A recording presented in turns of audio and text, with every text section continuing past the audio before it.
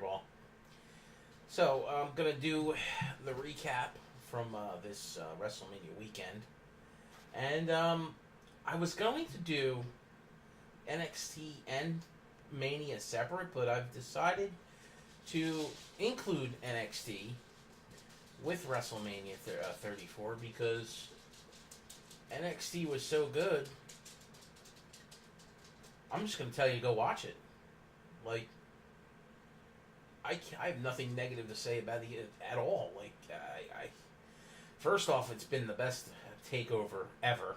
I know they haven't been doing them that long, only a couple of years, but still, it's the best pay-per-view of the year. I know the year is early. It's the best takeover ever. It also was better than WrestleMania. I know WrestleMania was a lot longer. It's a total 100% truth now that WrestleMania is all about hype and spectacle, and that's it. And creating WrestleMania moments. It's not about the wrestlers. It's not about the wrestling matches because they don't live up to the hype. They just don't. Not anymore. Years ago when I was a kid, yes, they did. They just don't anymore. And it's a damn shame. For people who don't buy the network for $10 a month, if you purchase that pay-per-view and spend $70, I think it's $60, $70, maybe even $100 nowadays. I don't know. I haven't got a pay-per-view from Comcast in a really long time. But I know it's expensive. It would be better to watch it through that because the network shits the bed half the time, and quality goes from 1080p down to like 460, which is trash. It freezes. It totally stops. It kicks you out. So I wouldn't say definitely watch. The network's worth the money if overall if you like watching the old stuff and any of the new programming that they give us. That's actually that's decent. So it's not like the network is a piece of shit and not worth the money, but watching one of the big pay-per-views when they have a lot of people streaming, it's frustrating. There was several points where I wanted to just punch the fucking TV. And of course, blame them for not upping their bandwidth because they know WrestleMania draws a lot of interest, regardless of how shitty it is or not. But NXT TakeOver, from start to finish, overall, ridiculously good show. That ladder match is like a top 5 best ladder match I've ever seen. And you're talking, I'm somebody who's been watching since I'm an 8-year-old kid. And I'm 40 years old now, so you're talking 32 years of watching the WWF/WWE products, either pay-per-view or television. I've even seen many things not recently, but years ago I saw many events in person in local arenas where I live. It's just, there are no words of how good the pay-per-view was. It was extremely entertaining, and for 3 hours you were captivated by every match they gave you. The worst match on the card was actually the women's match, and it was still a really good match. But you got to take it for what it is. Baszler's green, and Ember Moon wasn't. Good. They both did good storytelling. It was just, like I said, I'm not really going to give a solid review on those matches.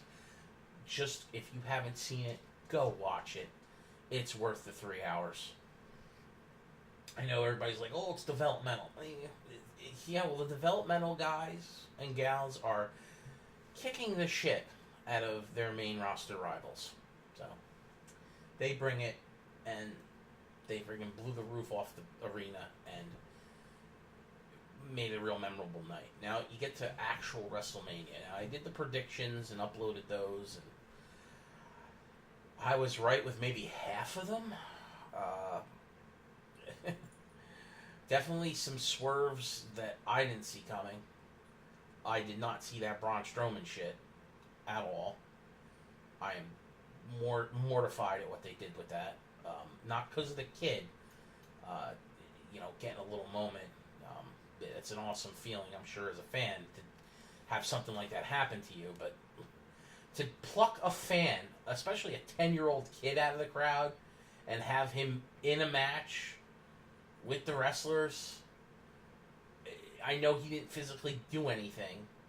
He just sat in the corner and Braun Strowman did the rest because he's a damn animal.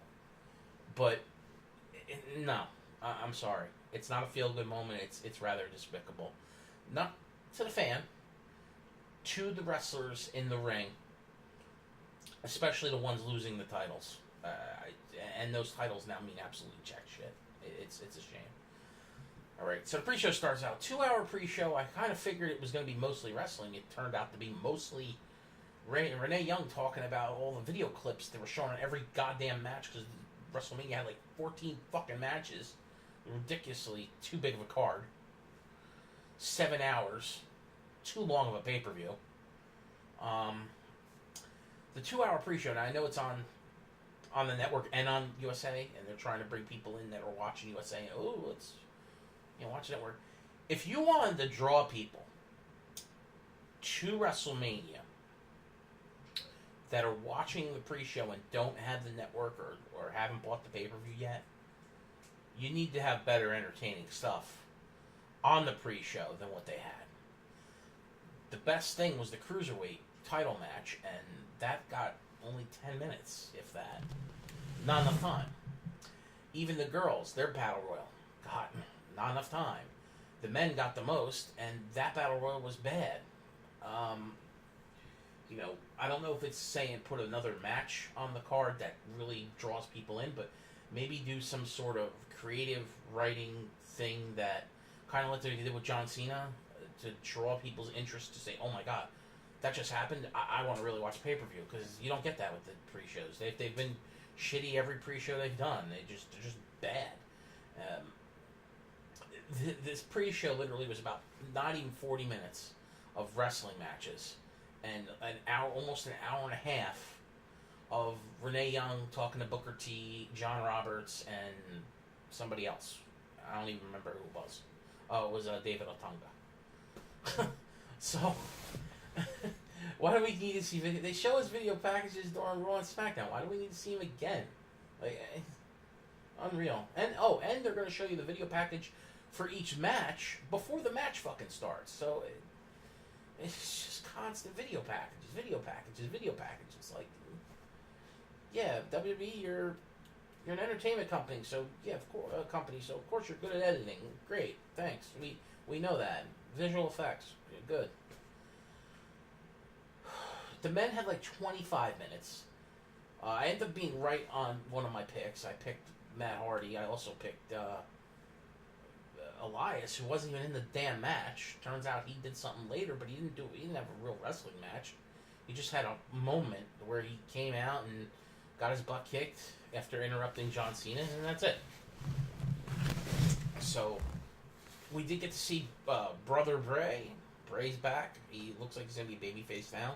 Maybe him and Matt Hardy do a tag team so that this allows Jeff Hardy to do singles competition, even though guys like Bray and Matt can do singles competition and be a tag team too. Like, I've never understood that with WWE's mentality, is they put these tag teams together, then they break them up for the sheer fact they want singles competitors out of them. What's ever stopped tag teams from being singles competitors and tag teams? I've never understood that mentality, and I guess I never will. The best thing to come out of Matt Hardy winning is going to be him talking to Andre the Giant's statue trophy that they made of Andre. That's enormous. You know he's going to be fucking talking to that statue for the next several weeks. So I'm sure it's going to be very entertaining, if anything.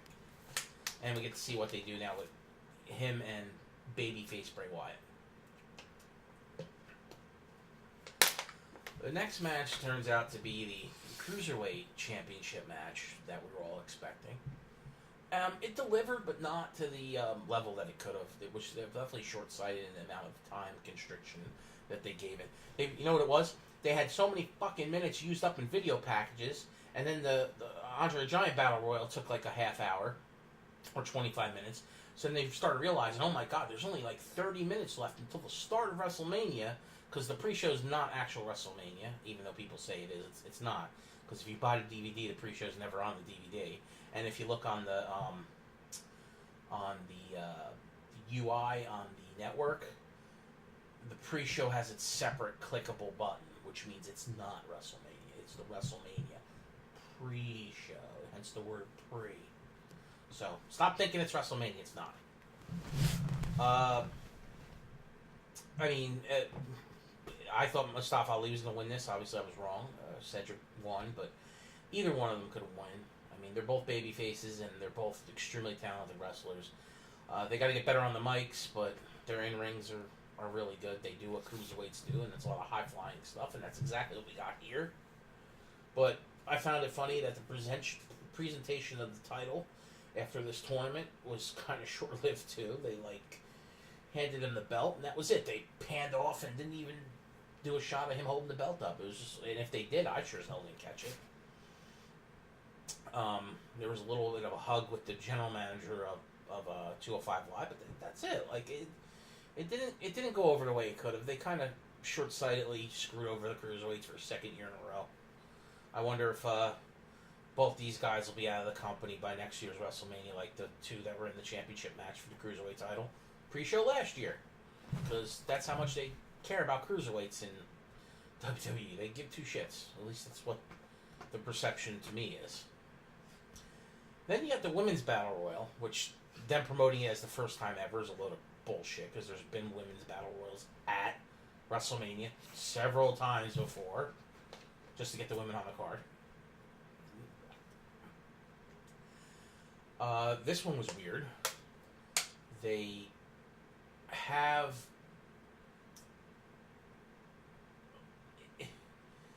paid homage to three of the female talents.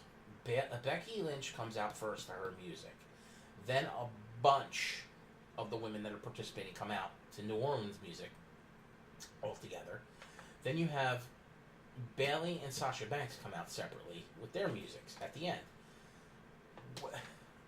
Can someone explain why did 3 of the 20 women that were in this battle royal get their theme musics, but the rest didn't? Were they all supposed to get it, but there wasn't enough time? And if that's the case, don't give it to any of them. That's not right.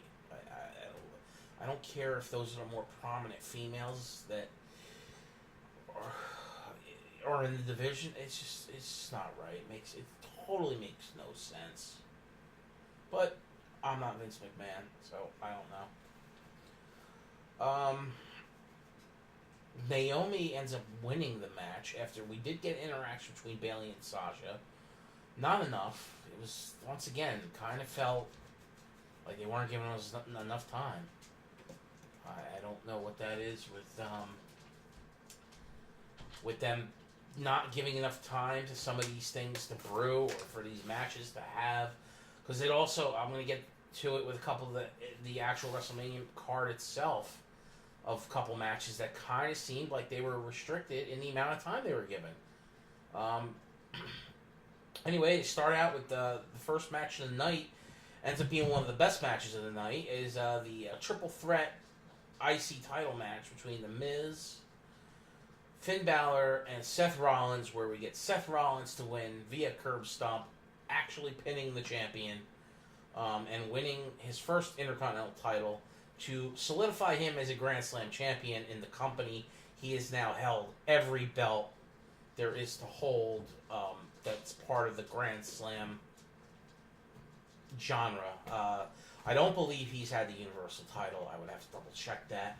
And I know for a fact they usually don't count the Universal title towards this. It's usually U.S. title,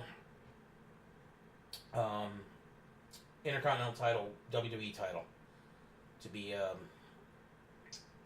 considered a Triple Crown champion. I personally remember the days of the European title, and now you got the Universal title, which are the two other than the Hardcore title, were all singles competition type of titles that they gave the wrestlers. So be it. No big deal, but glad to see Seth won, although he doesn't, like I said in my predictions, he doesn't need the title. Neither does Finn. They're both popular as hell.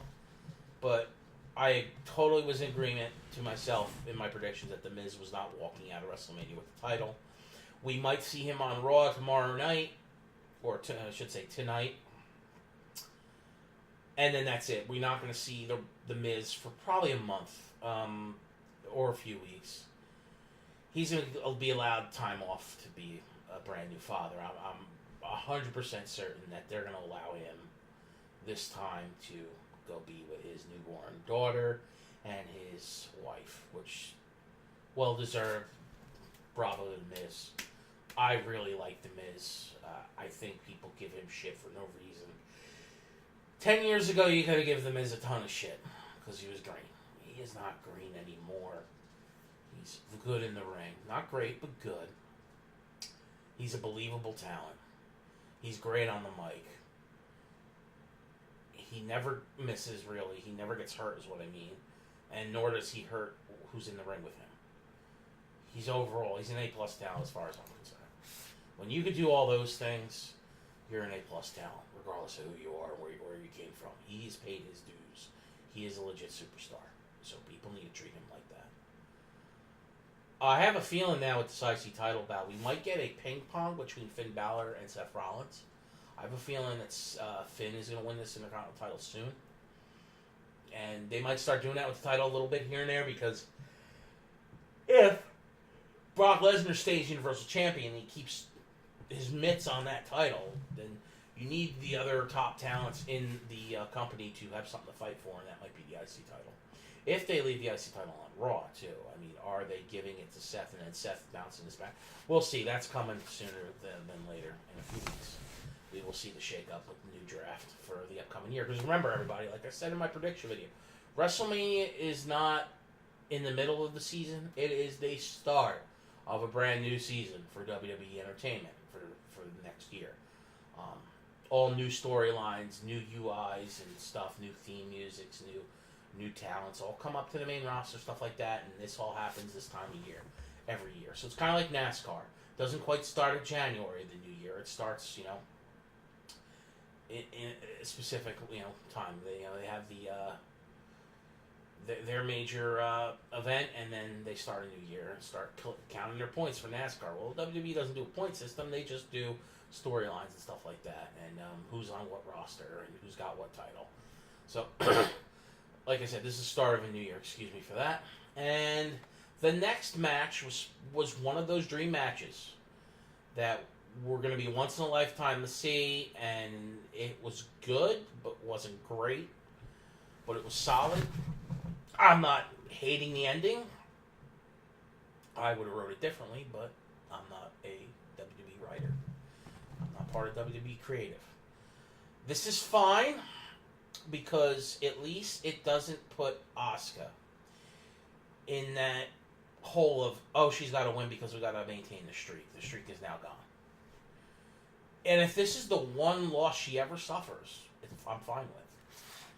I personally would have had her win here, only to then re-drop that title to Charlotte later, is what I would do. Or you give it to someone who really needs the rub. But see, here's the thing.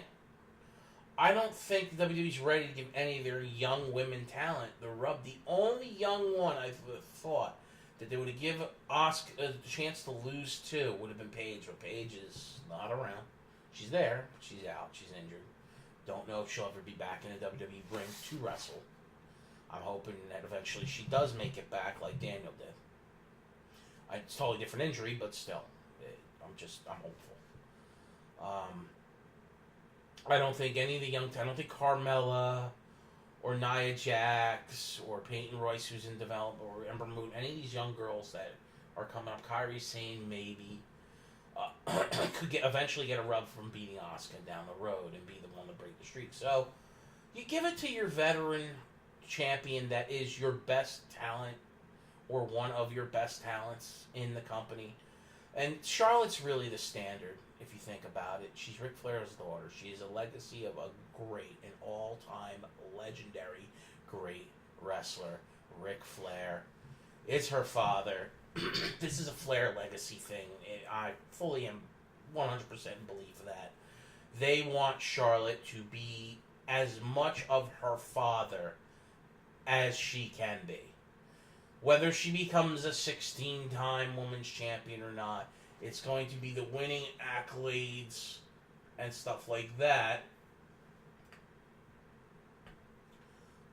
do we get those type of things out of Asuka or Charlotte?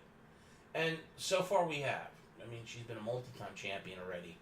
She's now the one who beat Asuka's streak. And if you think about it too, Brock Lesnar didn't need the rub to beat the Undertaker's streak, so they've kind of done the exact same thing here. It was a streak. It was New Orleans. Let's break the streak. Let's break it with someone who's credible and believable enough to break the streak. Because that's what it was with Lesnar. Lesnar broke Undertaker's streak because Lesnar's credible enough to actually do it. Charlotte is credible enough too. Now, she's not the only one. You know, I would seriously put Sasha Banks up there. But Sasha's already... Oh, God damn it. Sasha's already jobbed to Asuka, so... Don't know. I guess they don't hold Sasha in the same high standard as they hold Charlotte. It is what it is. But don't get upset, everybody. This is bound to happen at some point. It's better to happen now than later. Because, you know, maybe you end the streak to someone who doesn't deserve it, or maybe it's hard to say. Excuse me. Okay, so, you know, talking about the Asuka and Charlotte match, I got cut off, and sorry about that, and my voice was starting to really go out too. All this damn recording is driving me crazy. I was talking about these two performers, and, you know, trying to ascertain as to why the match wasn't long enough. It wasn't what we wanted. You know, people complained, oh, it's only like a 10-minute match, and why did Asuka lose? What was the point of building up the streak to just have her lose to Charlotte at WrestleMania? Well, alright. I'm going to try to explain this to everybody. I think, and I was kind of hitting at it before I had to stop recording.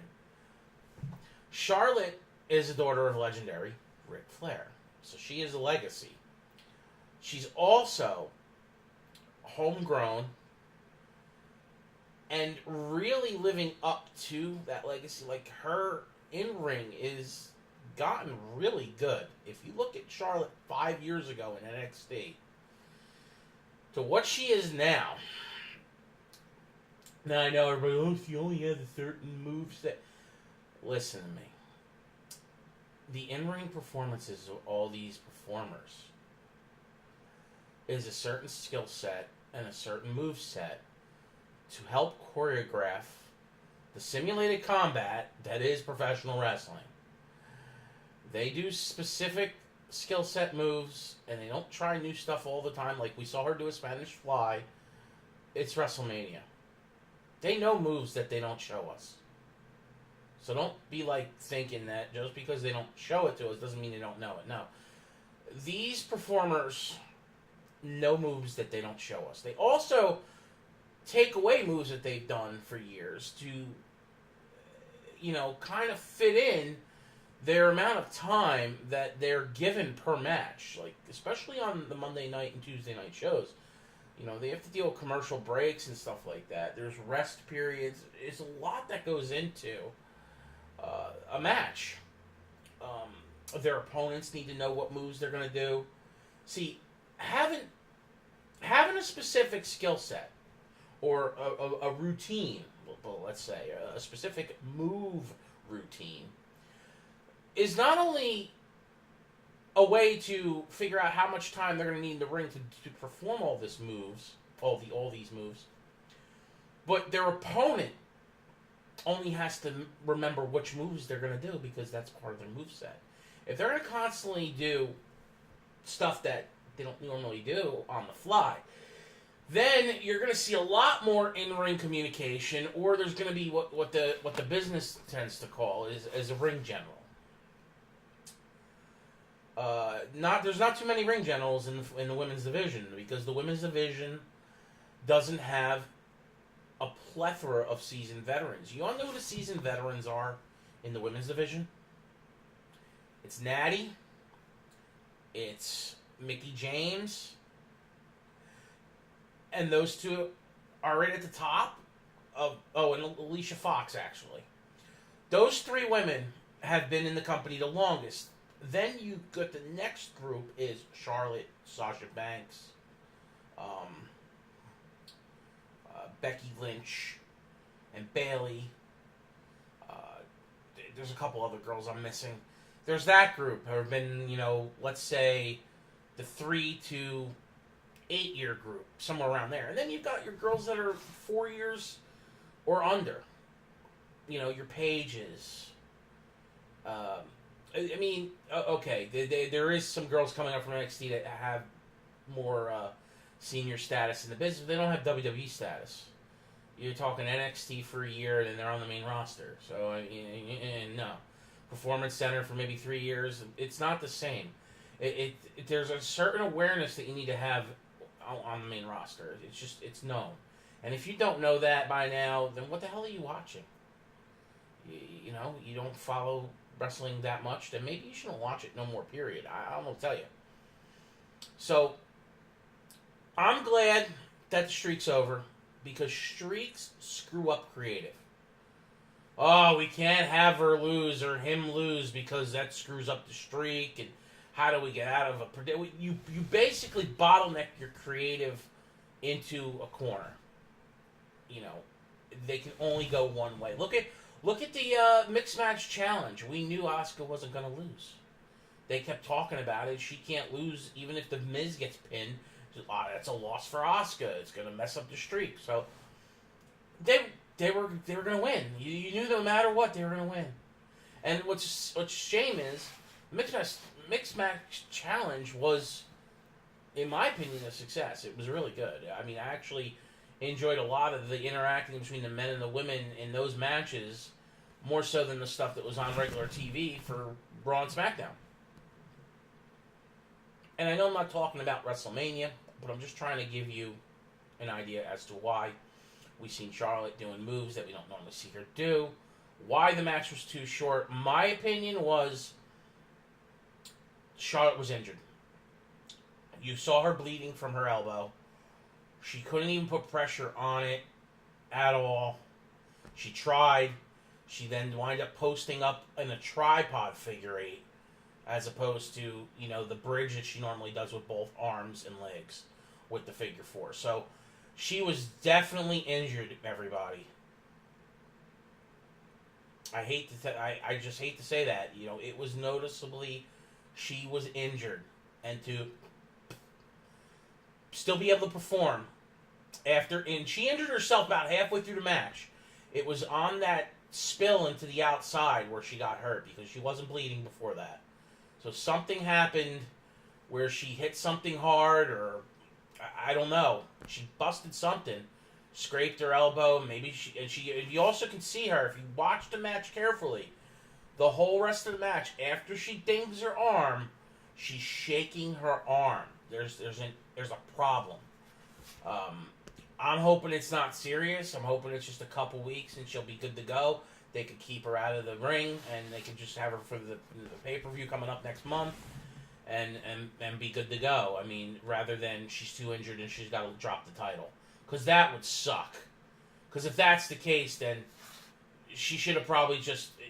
They got to do something about people getting injured in the ring, and on the fly change the ending. You could have then had Asuka win, get the belt. Charlotte's got to drop it anyway. She's injured. Or you could have had the Money in the Bank cash in and take the belt off her at that point. But they didn't want to screw up the moment either. The predetermined winning of Charlotte, even if she's injured. Just like when Finn won the Universal title. Finn didn't know how severe his injury was, but look at that. He had to drop the title the next night.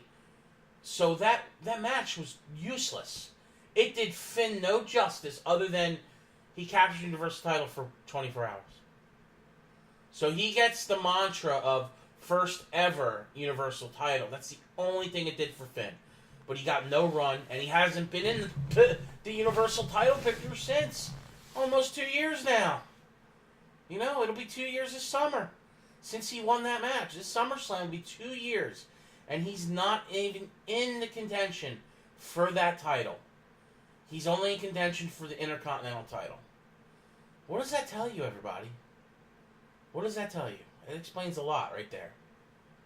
So I'm gonna go with Charlotte was injured. That's why the match was cut a little shorter. And the streak needed to die because streaks are just bad. I mean, I hated that The Undertaker lost his streak. I would have let him go 25-0. That man had earned that type of legendary status to go undefeated at WrestleMania for 25 years and then retire. I do think we wouldn't have saw The Undertaker like we did tonight if he was 25-0 last year. Because what's he, like 23-2? I think is his record. I'd have to look. Maybe he's 23-2 now. I mean, although 25 years of The Undertaker's great, and no, Cena's right. He's not washed up, and I know I'm going out of order here, but there's so much to digest. It's like, and I got diarrhea in the mouth because this WrestleMania was shit. It wasn't good. We had a first good couple matches. The first 4 matches on the main card.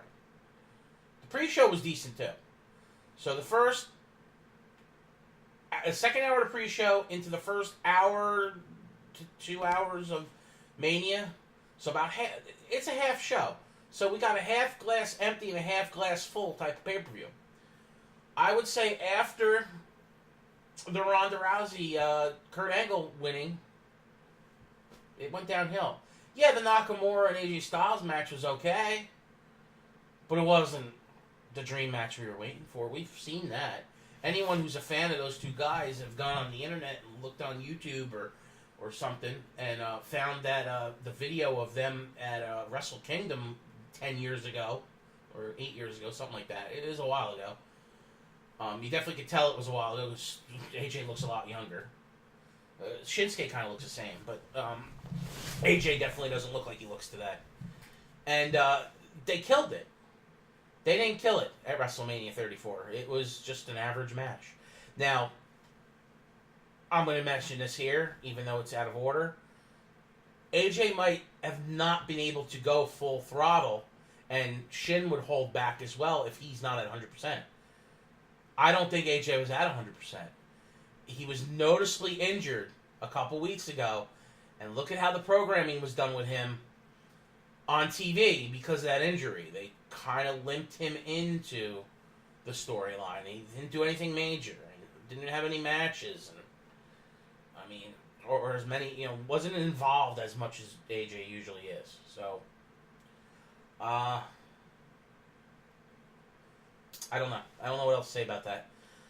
But the women, after that match, the card did go downhill because the U.S. title didn't live up to it. Now we got failure friggin' Jinder Mahal with another title belt. Yes, he's got the U.S. title belt, which makes sense for his character. But honestly, this is what should have happened last year. He should have got the U.S. title after WrestleMania last year, not the WWE World title. So they're like doing it in reverse. And why didn't Rusev win? And we're segueing into the next match. I'm disappointed that Rusev didn't win. Rusev is over. He deserves this. If he's not going to get the U.S. title, are they going to give him a run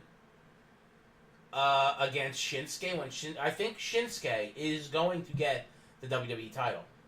Not at Mania, of course, because he didn't win. I have a feeling at the Greatest Royal Rumble, he's going to get it. There's going to be a lot of things done at the Greatest Royal Rumble in Saudi Arabia this month that are going to be done on foreign soil, because this usually doesn't happen where they change belts on foreign soil. But I think a lot of belts are going to change hands that night because there's 7 title matches. I would say half of them probably change. Crowning of new champions, stuff like that. So, and I'll get into that more later. As more, more information comes out about the Greatest Royal Rumble. But they've leaked tons of information online in the last week about it. What some of the matches are already predetermined on who's facing who. So, we'll see about that. so we know Jinder wins. Next review would be on the Ronda Rousey debut against Triple H Stephanie with Kurt Angle as her tag team partner. This match was really good, and Ronda really whooped some ass. She outperformed any celebrity that ever stepped into the... And yes, Ronda is an athlete. She's also a celebrity. She's both. So she's outperformed any celebrity that's ever gotten in the squared circle at a WWE event. Period. What's funny is she wasn't as crisp as she could be, but I wasn't expecting that. I mean, she's not a professional wrestler yet. She can mix it up with them, of course, because she's an MMA star. But I guarantee you in the next 2 years, maybe even a year, she will be at the top of her game in the squared circle, and we'll be seeing crazy matches out of Ronda Rousey with the likes of Charlotte, Asuka. Don't know who. Like, they're going to have to keep some of the girls away from her. She's going to murder some of these girls. She can even murder some of the guys. I mean, as you can see what she did to Triple H, and he's a big dude. Triple H is not a small human being at all. He's an oversized man. He's not average. He's way above average for a male. You know, I think he's like 6'4", 6'5", 265 of just granite because he's fucking chiseled muscle all over. The dude is a beast. And she picked him up. She was struggling a little bit, but she held him for a good portion of time on her back. So, you know, it testament to how strong Ronda is and the abilities of what, you know, training can do and what the human body is capable of, no matter if you're male or female. It's fucking great to watch that. And she overperformed where I thought she'd be. And give her time, Ronda is going to be a beast. She will be the new beast incarnate, because she'll be what Brock is, if not better. Because Ronda actually loves the business. I think Brock fucking hates it.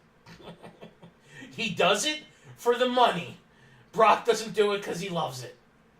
You can just tell by the way he is. He just doesn't care. He loves being, you know, the beast and beating people up, but I think Ronda actually loves being a fan. And that will perspire through her personality, and her in-ring performances will only get better. So I think it's a win-win. And the next 2-3 years of Ronda being in the WWE, because I don't know exactly how long her contract is. I'm assuming it's a couple years. Because I think she's done with MMA. I think she could have a really solid career in WWE, and then, you know, settle down and have a family after her run here. If that's what she's looking to do. I don't know. I don't know her personally. But that's what I hope she does. I hope we get matches out of those top women in the women's division and her that are just going to be crazy. It will be cool to see Ronda Rousey against Charlotte Flair, Sasha Banks, Becky Lynch, Bayley, Asuka, Ember Moon, because Ember Moon is a huge up-and-comer. I don't think she'd have good matches against Kairi Sane. I'm not sure about Nia Jax. As much as they're pushing Nia's still kind of green. She's just big. You know, that's the bonus Nia has. She's big. And what other futures? You know who's gonna be good to see in WWE when she gets there? Toni Storm. Toni Storm is at a different level too. That girl is gonna be something else. It's a shame we're losing Paige too. You know, Paige's injury and the unquestionable where's Paige going to be in the next couple of years. We hope, seeing what we saw with Daniel Bryan, that Paige can come back, but it's a different injury. Concussion injury versus a spinal cord injury or vertebrae injury of some kind.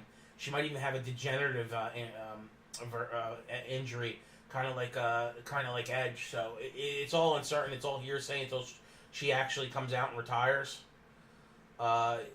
or they release some, you know, information. Maybe we find out in her movie that The Rock's doing. Who the hell knows? We'll see.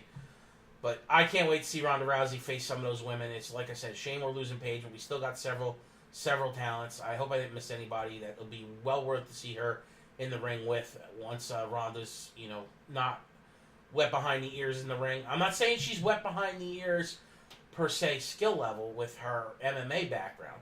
She's not a star WWE performer.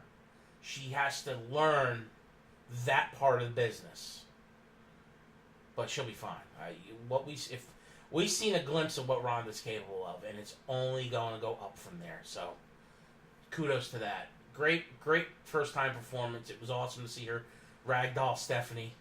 Although Stephanie, in my opinion, got too much offense in on Ronda. She was no match for Ronda at all. To have Stephanie kind of be able to do the guard stuff. I mean, I know that's what people are going to try to do. You don't want somebody to take full advantage of you. You get tackled. You want to try to protect yourself. I know that's a natural instinct with a person, but Ronda should have just mopped the floor with her constantly. I wouldn't have had Stephanie getting any offense. I would have had Triple H having to bail her out every time until the end when she, gets beat up at the very close of the match. So, all right, after that was the finale of the good parts of WrestleMania. Then you got the next match, which literally, I went to go to the bathroom because I was already sitting down for like 4 hours straight. I need to go relieve myself, so the entrances were playing, and I'm like, all right, we got 3 teams coming out because it's the SmackDown title. I'm like, I'll come back. I'll take a 5-minute quick break, and I'll come back mid-match. Fuck! Little did I know, I take a friggin' break to go to the bathroom. I come back, the match is over. I'm like, what? Literally, you had hardly any offense by the other 2 teams. The Usos and the New Day get just destroyed by the Bludgeon Brothers. They get bludgeoned to death, and we got new tag champions. Like, WWE, are you smoking marijuana? Not that I'm against that, but somebody's drinking the crazy juice, because I know they've been booking the Bludgeon Brothers like friggin' animals, and they're badass dudes, which they are. I would give them that, but that's the Usos and the New Day. Your 2 best tag teams. Your most decorated tag teams other than the Hardys who were on the other show. What the fuck are you doing? Oh, I'm sorry, and of course the Bar. I constantly forget the Bar 4-time champions, because I view them as single competitors more so than the tag team that they are. And Cesaro, as the tag team specialist, has become because he never gets the correct singles push. But that's another rant for later. I don't know what to say, but here's the beginning of the shit slide of the WrestleMania going downhill. And I forgot to mention the end of at the very end of the trail end of Charlotte going up the ramp, a ref came running out. I actually thought that was when the cash-in was happening, but I didn't see Carmella. The ref jumps the barricade, goes after Cena, and starts telling him, the Undertaker's here, blah, blah. So Cena's like, I can pull my chain. He says it again, and Cena just runs off, dashes up the ramp. So we're under the assumption that the Undertaker's here, and we're going to get an impromptu match. And that's exactly what happens after the next match, which was the match I was just talking about with the I guess the New Day match, Uso, New Day, and a Bludgeon Brother match was cut short because of the fact that we're getting this extra match, which would be the Undertaker versus John Cena, with the bit with Elias. That was stupid. You should have just put Elias in the Battle Royal. I would have had a really fun time with him going against Matt Hardy at the very end, because you figure Elias has earned the right to be, in the midst of the mid-card talent, and that's pretty much what was there at the end. The mid-card talent that's being pushed right now in the Battle Royal, because you got all your talent that's not being pushed, they get all thrown out, and then you have the ones that are, within storylines and shit that are in the Battle Royal. So, and once again, jumping all over the place. I can't seem to keep proper flow because this WrestleMania's got too much shit in it, to be honest. And we get the impromptu match. Now, Undertaker just buries John Cena here. He spent more time hyping up his entrance and walking down to the ring than I think he took beating the shit out of Cena. Cena got no moves in. Went to do You Can't See Me 5-knuckle shuffle. And Undertaker sits up, grabs Cena, and, does a couple moves and, a couple things within the Undertaker's repertoire. And Tombstone pin, 1, 2, 3. Match over. Less than 5 minutes. Cena gets buried. And, I don't know. I'm not sure why that match even had to take place. The build-up for that match was great creative ability. That shows that these guys in creative, they can do it. They just choose not to do it most of the fucking time. So. Then, of course, the next match after that ends up being one of the biggest pops of the night, and that's Daniel Bryan and Shane McMahon versus Kevin Owens and Sami Zayn. I really don't understand why they went the way they did with this. I would have really thought that the two guys would get their jobs back, but not happening. So, it's been a little more than 2 years since Daniel Bryan's been at WrestleMania. Great to see him back. It's awesome. So happy for him that he's able to do what he loves. And we'll get a couple more years, God willing, out of him to, see matches, hopefully, that we haven't seen in a WWE ring. Like, him versus Shinsuke, AJ. Hopefully at one point we get him against a heel Roman Reigns against a babyface Daniel Bryan would be huge. So, Shane was obviously nursing injuries here. I would really thought it was going to be Daniel Bryan versus the other two. But they kind of had Shane do 12 minutes by himself. And Daniel Bryan gets attacked before the match started. And he's just outside the ring getting nursed by the supposed medical staff. And it really didn't sell this match at all. This match was bad. Wasn't good. It was a good feel-good moment that, we got to see Daniel Bryan back in the ring, and we get to see him do some of his moveset, but I actually am not a fan of this match. At all. I wouldn't have written it that way. One bit. So, kudos to Daniel being back. I'm not really talk too much about. Sorry about that. Fucking. I get more phone calls from bullshit solicitors these days than I do friends and family. It's ridiculous that they can give out your information like this when you want nothing to do with them.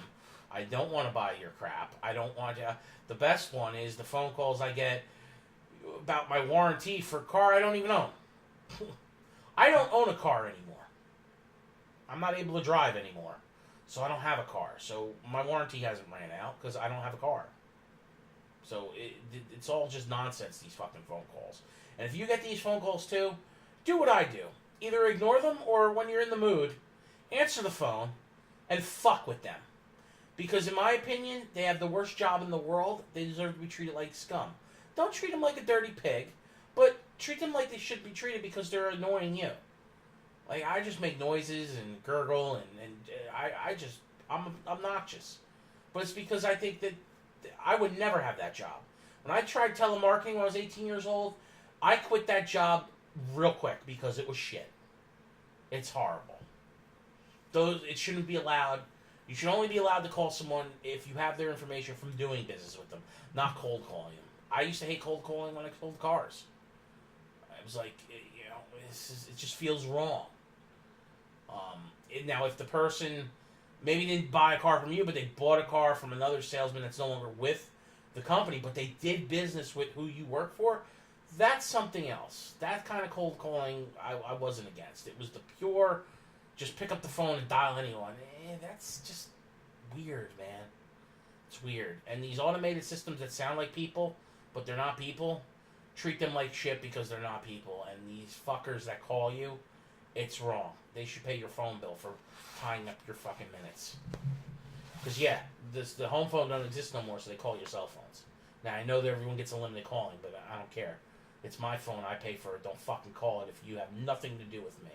Now, if it's a doctor or someone that's done business with me, or friends or family, no problem. You call me. But if you don't fucking know me and you're from out of state, especially the ones that come up restricted or from a state, I live in New Jersey. I get calls from like Ohio, Colorado. Like I've never even been to those states. Fuck out of here. So sorry about that. Those phone calls piss me off. The next match after the debacle of Shane and Daniel winning, because I didn't like how that match went, ends up being the Raw Women's title match, Alexa versus Nia. This was a crowning achievement for Nia to get a championship finally. I don't know. I mean, I guess it was bound to happen, but I once again, after having Charlotte beat Asuka, why not just have Asuka beat Alexa if you wanted a new women's champion on Raw? I don't think Nia is going to have the belt long. I know she's bigger than everyone, but it's gonna be okay now. It's a good feel-good moment, but I would assume within a month or two the fans just don't take Nia Jax being champion. It's bound to happen. So I'm not gonna talk much about that either because I didn't like the match. It was other than the last spot with the Super Samoa drop off the second turnbuckle. I hated the match. It was just bad. I was already deflated by how this WrestleMania was taking a downward turn, and that the best matches of the night were in the first hour. So I'm already at that point. Then we get the most unepic match between Shinsuke and AJ Styles. Dream match. Promoted as a dream match. The match you wanted to see. This wasn't the match I wanted to see. I wanted to see something that was close to what we saw at the Tokyo Dome. We didn't see that. I talked about it earlier. I think AJ's still favoring his injury. I think it didn't allow him to be 100%. Yeah, he was able to perform. But I think him and Shinsuke held back some here because, AJ's not 100%. And also, there could be something political here. It wouldn't shock me if there wasn't. If these guys have a crazy match better or equal to their New Japan Pro Wrestling match they had at Tokyo Dome a couple years back,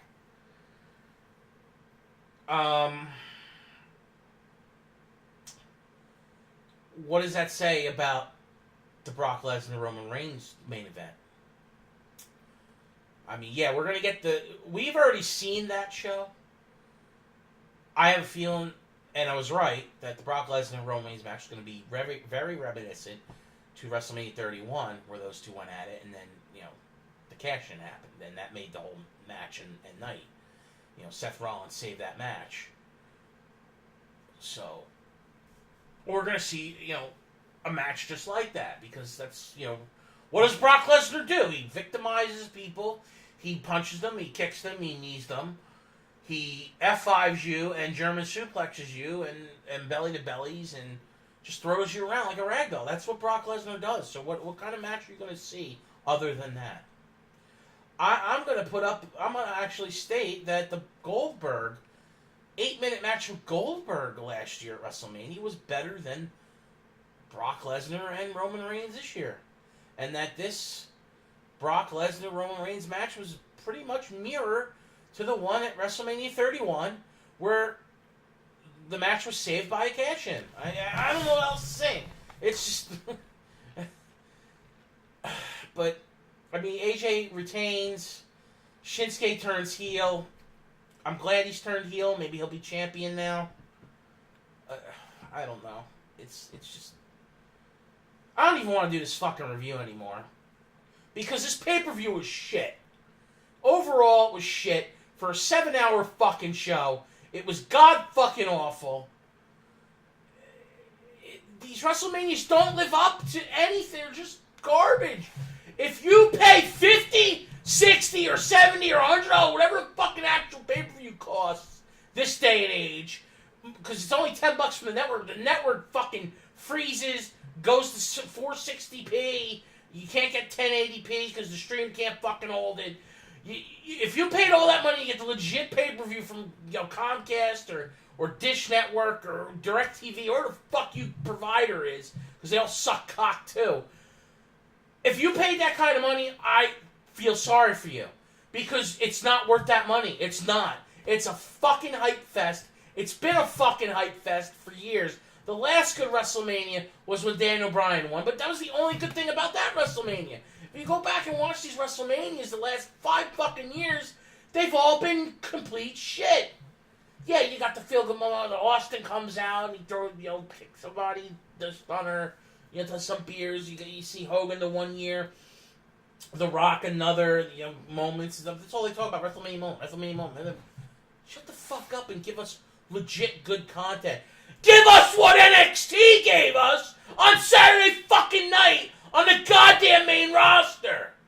That's what we fucking want. Don't give us 7 hours of shit.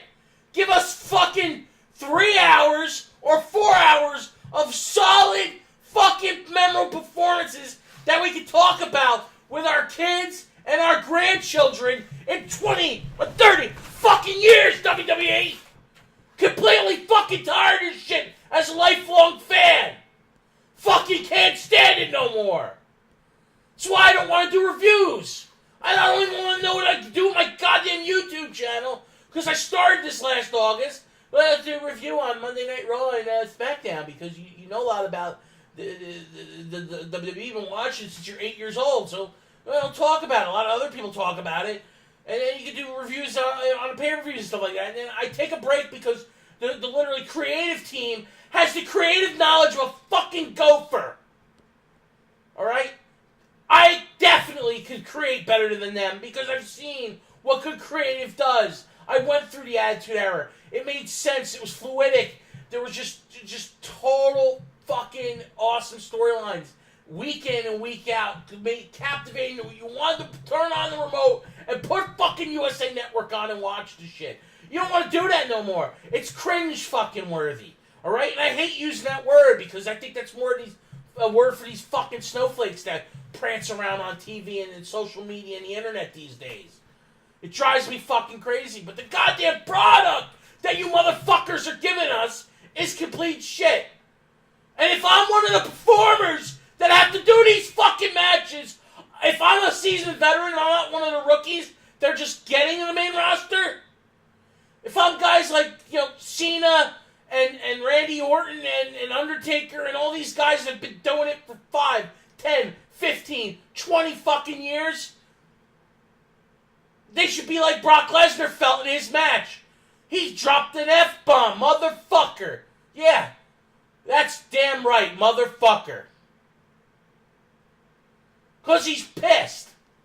As much as Brock's matches suck because they're the same, doing his, 5 moons of doom like Hulk Hogan always did, or John Cena still does, that's part of the business. I can live with that because it's what wrestling is.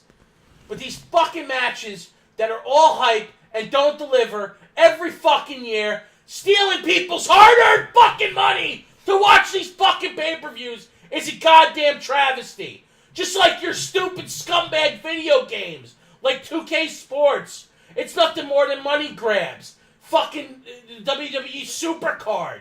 It's free to play. Yeah, now it's free to pay. Everything. Pay for this. Pay for that. Oh, well, yeah, you need to pay for that. Yeah, it's free to play, but it's really not. It's a fucking joke. Your pay-per-views are a joke. Your TV shows are a joke. The only good one, it's true, is NXT.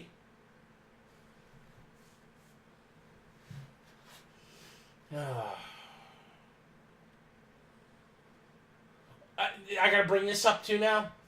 So, the next match after the debacle of a bad match between Shinsuke and AJ, which was nothing more than mediocre at best, we get the tag title match for the Raw Tag Team Championship.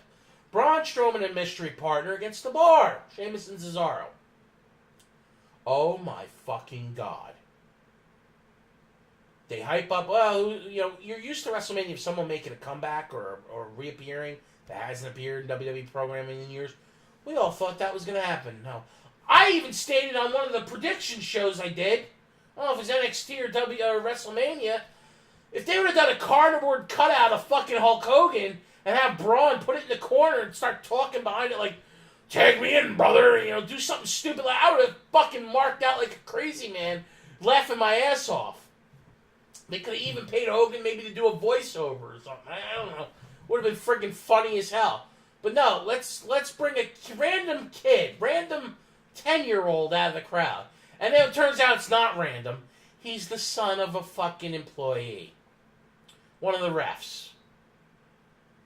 Not even a Make-A-Wish kid. Now I'm real angry. I wasn't angry before because I thought maybe it was a Make-A-Wish kid. But I had an idea it was a plant because WWE doing shit like this. Like when they did Santino Marella was a plant in the crowd, or Earthquake was a plant in the crowd. They do this shit once every 10 years. They do this crap. We're pulling someone out of the crowd, and it ends up being someone who works for the actual company. So I thought that maybe this kid was, related. Well, I end up being right again. But for an inkling of a little bit of the time, I actually thought it was a Make-A-Wish kid. Because they're WWE does a lot of stuff with the Make-A-Wish kids. But to have Braun Strowman basically do a handicap match, which it's not impossible for that man to do. He's a monster. But to have Sheamus and Cesaro lose like that is a fucking tragedy. Not fair to those gentlemen at all. At fucking all. And then to take off with the titles. So it was bad enough it was a 2-on-1 match at WrestleMania. But then to have them drop titles. Just... As another YouTuber says, let me go throw up in the corner. On top of the vomit from last week. Because that's basically what WWE just gave me here, is vomit. It's shit. It's bad writing. Storyline stupidity. Just can't take it no more. Just can't.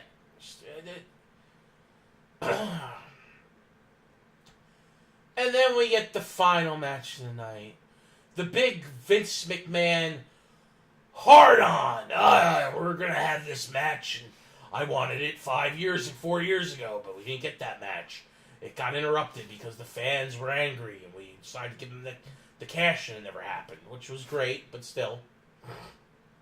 So last year, it was rumored that at the end of last year's WrestleMania, that Brock would hold the title for a complete year and culminate with him dropping it to Roman Reigns, because Brock most likely will be going back to the MMA, the Octagon, going to do MMA again, and that is the rumor. Well, we didn't get that tonight. We actually got Brock winning, but it was after six F5s, one of them through one of the announce tables, 8 German suplexes, 3, 4, 5 belly-to-bellies, a bunch of knees, punches, kicks, abusing of Roman Reigns, and then taking the gloves off and busting Roman open the hard way. Because Brock apparently knows how to do that.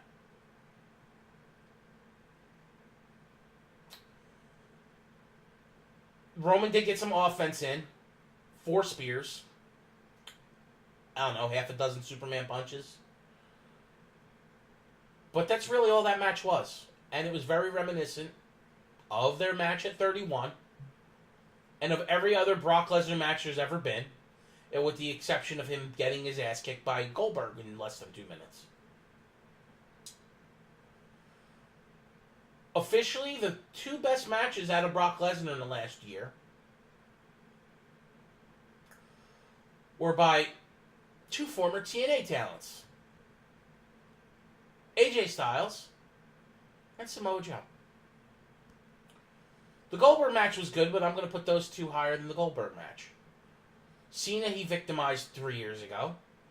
Everybody else that's been in the ring with him, he's victimized. Yeah, he lost the title, but he didn't get pinned or submitted. It was Roman who got pinned by Seth. And Seth's match against Brock wasn't that good. I didn't like it. None of these matches are believable. They're not. I guess Goldberg was the closest thing believable, but the matches that Samoa Joe had and AJ Styles had with Brock Lesnar were better matches. Those are the best matches out of Brock Lesnar in the last 3 fucking years. So, this is it for my review. I'm very sorry if you stayed and listened to this whole thing. If I offended you or blew out your eardrums.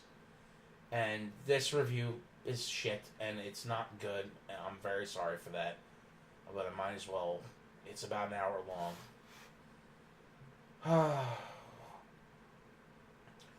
Well, like and subscribe. Tell your friends. I want to get my channel bigger. I don't know if I'm going to continue to do wrestling because I don't want to talk about just wrestling. I've stated several times I want to do gaming. I want to do social talks about current events, stuff like that. And I do want to grow my channel because I do have a lot to say about stuff.